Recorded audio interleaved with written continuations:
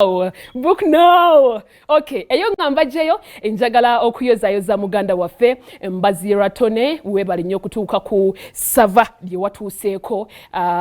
Nze saasobola kubaayo because last week bambi saali bulungi naye mukama yakimutuusiza kataamu ne munne bwe batambuza emirimu Suna Ben ne baba nga baguddewo studio zaabwe eza Streamline Avenue. Atwongera okuyozayoza mukwano Mbazira Tone Mbazira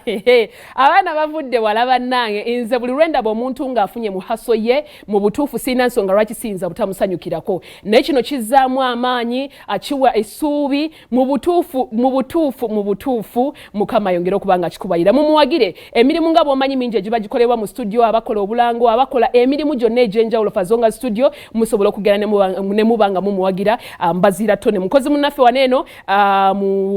ku CBS era mukozi munnaffe wano wennyini mu Buganda sosologena nobanga omuwagira bulambalamba nobanga ofuna byonna bye weetaaga fazonga zikikolana ku studio nobanga bw'otyo omuwagira kale abwetu bwetandise mu kaseera kaneeno Mbazira ali mu studio ali mukola ku CBS ne manyinga kwali alaba kale twongera okuyozayoza ne mu kaseera